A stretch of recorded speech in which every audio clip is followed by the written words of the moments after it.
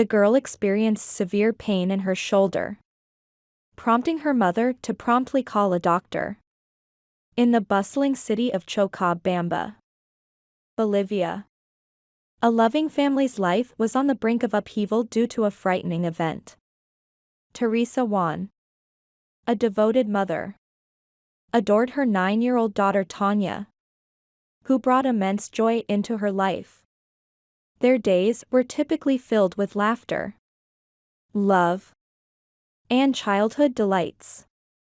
However, one sunny afternoon everything took a turn when Tanya came home from school. Her usual cheer replaced by a grimace of pain. "Mama, my arm hurts," Tanya uttered, wincing. Teresa Juan, worried, gently inspected Tanya's arm and noticed a peculiar, small red bump. "What happened, my love?" Teresa Juan inquired, trying to stay composed. Tanya explained that she had recently been on a school camping trip in the woods where she felt a sharp sting on her arm. Initially mild, the pain had progressively intensified. Growing increasingly concerned, Teresa Juan decided to consult Dr. Raul, a well-regarded local doctor famous for his ability to diagnose and treat rare conditions. As they waited in his office, Teresa Juan felt a growing sense of dread. Dr. Raul welcomed them kindly and paid close attention to Tanya's description of her camping experience and escalating pain. As he inspected the bump on Tanya's arm, his reaction was one of shock and grave concern. It was no ordinary insect bite. Using a magnifying glass, Dr. Raul meticulously examined the bump on Tanya's skin and observed subtle movements beneath the surface. With careful pressure around the area, he was shocked to see a tiny larva start to emerge. "This is a botfly larva," Dr. Raul urgently stated, informing them that an insect had deposited its eggs under Tanya's skin during their camping trip. Teresa Juan felt a deep sense of dread as she recognized the seriousness of her daughter's condition. The larva was not only causing Tanya severe pain but also posed a risk of significant complications if not dealt with swiftly. Dr. Raul conveyed that the extraction needed to be handled with care to ensure complete removal of the larva without additional damage. Quickly preparing his surgical instruments, Dr. Raul reassured Tanya and her mother, promising to do his utmost to resolve the situation. He numbed the affected area and began the meticulous removal operation. Tanya grimaced in discomfort, gripping her mother's hand firmly while Dr. Raul worked methodically. After a tense period, he finally extracted the squirming larva from Tanya's arm, leaving both her and Teresa Juan stunned by the sight. "It's over, sweetheart," Teresa Juan softly said, her voice shaking as tears of relief rolled down her cheeks. "You're going to be okay." Dr. Raul then cleaned the wound thoroughly and prescribed antibiotics to ward off any infections, ensuring Tanya's swift and safe recovery. He recommended that Teresa and Juan closely monitor Tanya's health and return for another checkup in a few days. The subsequent days were a blend of relief and caution.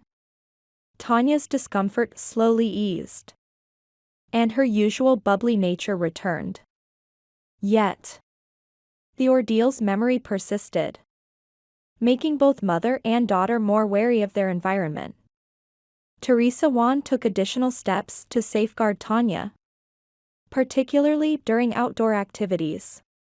By learning about the risks posed by certain insects and methods to protect her family from these hazards, the incident served as a stark reminder about the necessity of being vigilant and prepared.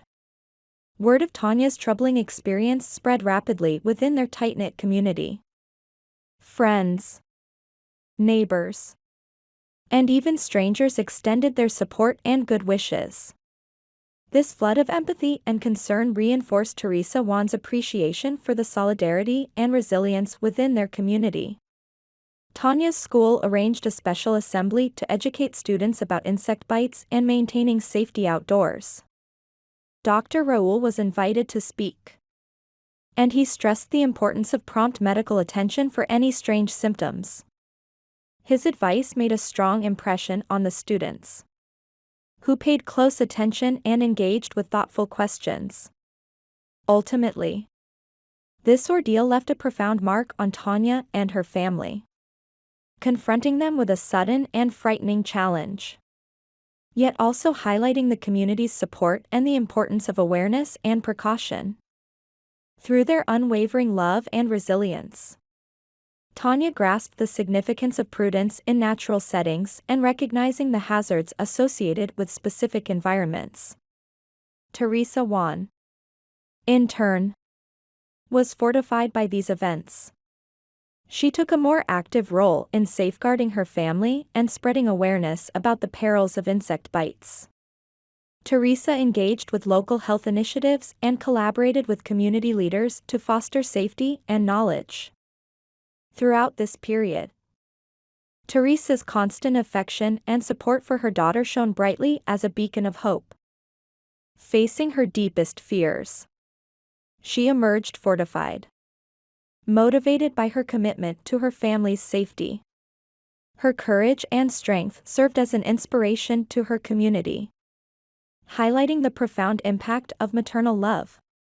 Tanya's ordeal underscores the unforeseen challenges life presents and the remarkable inner strength we possess to surmount them.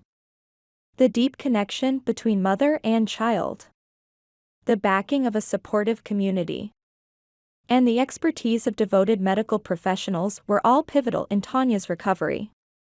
Ultimately, this experience drew Tanya and Teresa Wan even closer.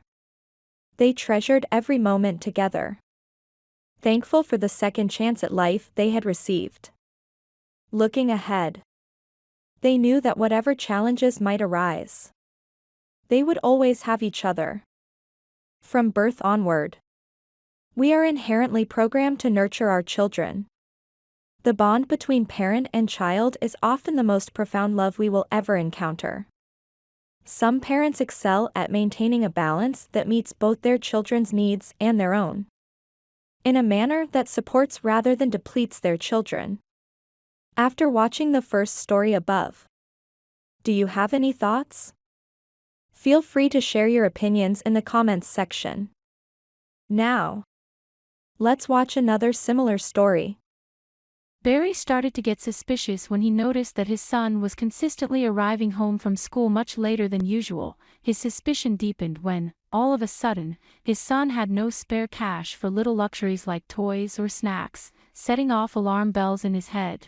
Determined to get to the bottom of things, Barry decided to follow his son secretly one day, and he was utterly shocked by what he found out. Here's the story: an 8-year-old boy vanishes every night, then his father decides to secretly tail him and uncovers a heartrending truth. Ken Amante, just 8 years old, lived in the rural area of Davao City in the Philippines with his family. Despite his young age, Ken was unusually conscientious, regularly commuting to school on his own. However, his recent tardiness in coming home raised his father's eyebrows, suggesting that something unusual was afoot.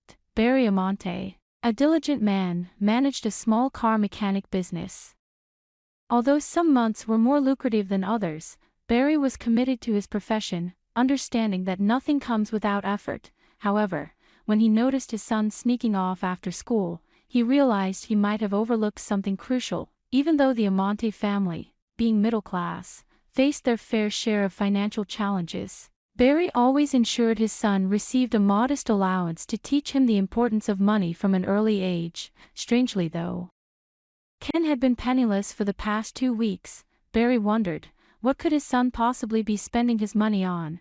When Barry finally uncovered the truth behind his son's actions, he was taken aback by what his money was being used for. Barry initiated a sequence of events that would forever alter their lives. After observing his son's strange behavior for 2 weeks, driven by an overwhelming sense of curiosity, Barry decided he had had enough. Today, while working in the garage.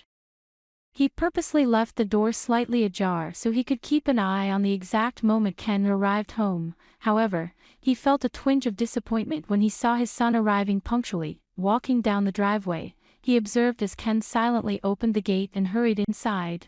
Merely 10 minutes later, however, Ken emerged again. Barry noticed his son still had his school backpack slung over his shoulders as he started walking back down the street.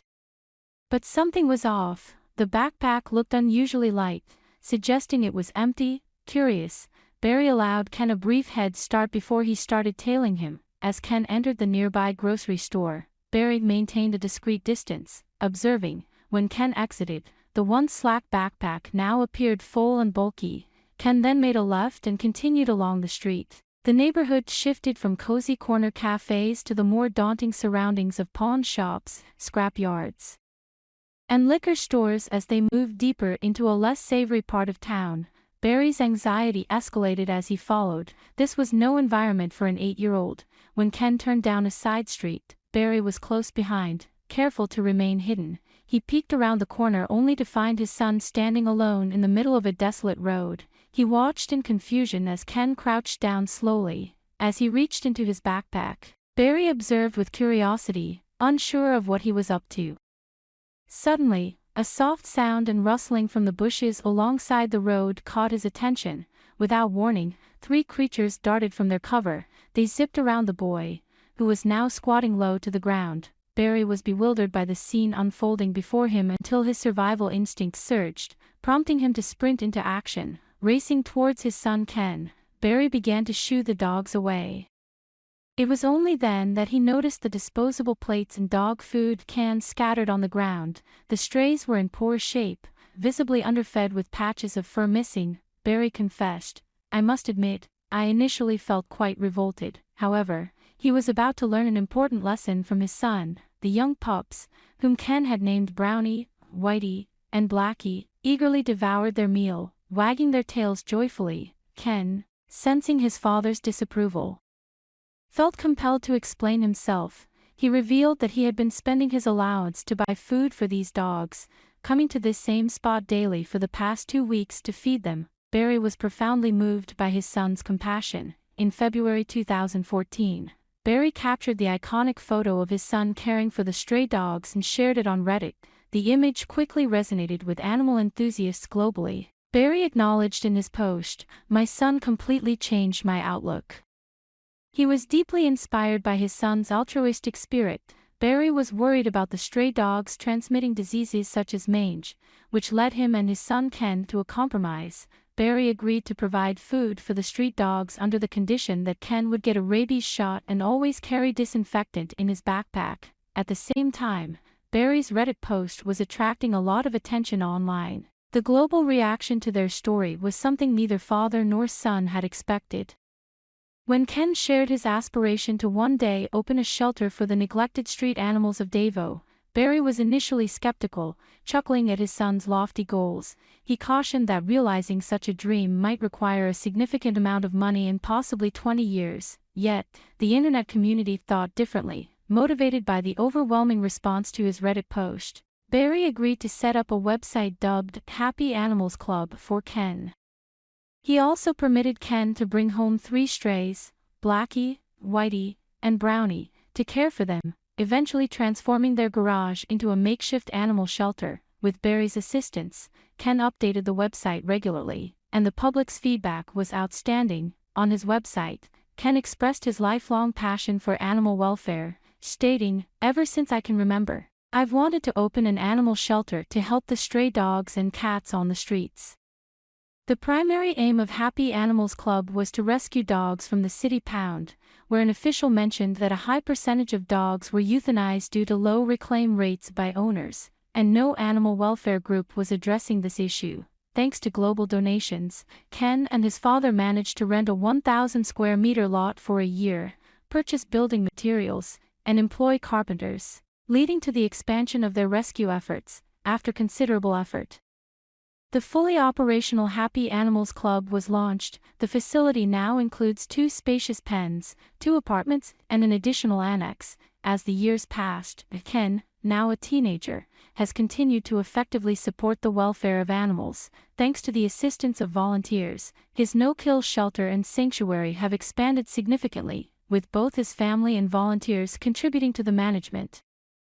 The Happy Animals Club's website remains highly active, keeping everyone informed about the latest developments at the shelter and sanctuary, as well as updates on the rescued animals. The shelter has broadened its scope beyond just accommodating dogs. After establishing the necessary infrastructure and constructing the enclosures, Ken also started rescuing kittens and cats from the surrounding area. Furthermore, he maintains a comprehensive listing of adoptable animals on his website to ensure each rescue finds a caring home. After watching the story above, do you have any thoughts? Feel free to share your opinions in the comment section. If you enjoyed our video, please like, subscribe, and share our channel. That's all about today's stories. See you next time.